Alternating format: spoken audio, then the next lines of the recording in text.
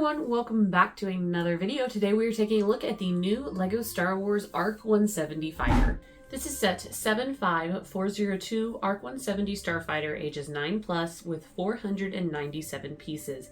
It comes with 4 minifigures and is going to retail you $80. Here we are. For the first time in a very long time, we have an updated ARC-170 Starfighter. Before we get into the review though, I do want to give you guys a closer look at the minifigures. All right, starting off first with the astromech droid. This one is R4P44, and I am excited to get a new astromech. He's got a very, very dark green dome, which is really pretty. Some dark green accents that look almost black under this camera, and no printing on the back, which I don't know why they won't do that for any droid other than R2-D2. It's so stupid. And in blue, we have Clone Pilot Jag, which also solidifies the fact that this is a Clone Wars set. And I love the blue markings on the helmet. They look really good. All of these pilots are identical with the exception of the coloring on their helmets, and that is just fine. It's really nice to get named characters for this set, and to get 3 clone troopers at that is so nice. But there is their updated clone pilot transition into episode 3 outfit, and they all have those visored eyes, which look really, really good. And then there is no printing on the back, just so you know. This one is Clone Pilot Oddball with the black and kind of yellow markings, and I do believe that he specifically was in episode 3 and he dies in the opening scene of the space battle in Coruscant, but nonetheless, another great clone trooper to add. And then this poor guy, they named 2 of them, and this one is just poor old Clone Pilot. I don't know why they could have not just given him a name, or heck, at this point just made up a name. Just sort of weird, but he has red and yellow accents, and the printing maybe seems very slightly off on mine. Nothing crazy, nothing major, but nonetheless, another fantastic minifigure. I just wish they had named him. Kind of weird. Alright, I have it sitting here on the flight stand for my original 2005 ARC-170, which I will show in comparison later in this video. That is the only version of the ship I do have to compare it to, but I am very happy to own it. So this is obviously going to be a smaller ship. I think it goes without saying, LEGO has downsized a lot of their ships.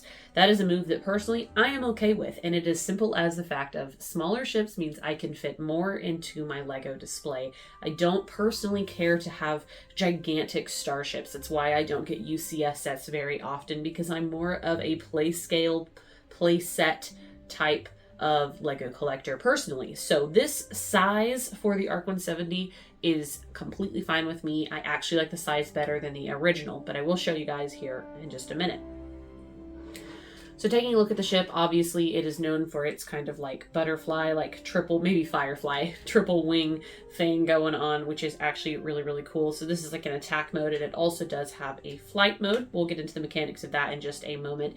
We have some stickered pieces, quite a bit of stickering, unfortunately, all along the front here, the sides, the back, the wings, and as well as the cockpits. And everybody knows how we feel about clear stickers on cockpits. They usually look awful. These are no exception. I mean, they could be worse, but they just is not a good move to do clear stickers on clear pieces. I've just never liked it at all. On the back, we have some cannons, some little blasters in the back, as well as some pink engine thrust, which I think looks really, really nice. On the front, we have our 2 main cannons, and of course the play features are going to be the rocket-firing spring-loaded missile shooters, which I don't have installed. They're here, but I don't have the missiles inside because I don't like that feature personally. And then the other big feature, obviously, is that the wings expand. On the front, though, you will see that all 3 of the cockpits open, and they look awesome. And there was just enough room. I really like the middle guy's cockpit, how it's got some like translucent blue inside. I think that actually looks really, really nice. We also do have some hints of lime green down at the front and in the back of the wings, which is interesting. And then in the center, there is a spot for an astromech droid, which I like a lot. This ship can be seen originally in Star Wars Episode 3, the opening scene, but now this one is actually considered a Clone Wars ship, so just beware. I don't really think that changes anything about this, but I do want to give you guys a look at the feature on how the wings open. On the back, there is a little like sliding mechanic option that just basically lets it open and close. It was kind of complicated to build, nothing crazy, but like, I don't know. To me, this just is lackluster. It works as functioned and it does a good job displaying the set, but like there's just not enough pizzazz. It just feels very simple and just not in a good way in my opinion, just compared to like some of the others, how we've had X-Wings open in the past and the ARC-170s in the past as well. I think just is cool. It's more fun to do. Of course, this is a lot faster. So I like it for that. My other thing that is a complaint, this one is my biggest complaint with this set. The bottom of this base, contrary to the previous set that I reviewed, Ahsoka's Jedi Interceptor, which had no spot for a stand, this you can just take your pick. Where do you want to display your flight stand? Because it is just a flat bottom. And it works. Maybe I'm complaining about nothing, because it works. Okay, you can land your ship and it looks good and it doesn't really need the landing gear, but there is just something to me off-putting about such flat pieces down here. It just doesn't look finished to me. And I think that they could have smoothed it out, at least smoothed out this side and this side, and maybe left studs on this side so you could add a flight stand. I don't really think that LEGO necessarily thinks of that when they make their sets on how people are going to display them. It is a decent handhold to play with, so maybe they were thinking about that. But for me, it just looks ugly. It just looks so unfinished. I do not like it for that reason. I'm not going to be able to get it in the shot very well, but there are both of the ARC-170 Starfighters together.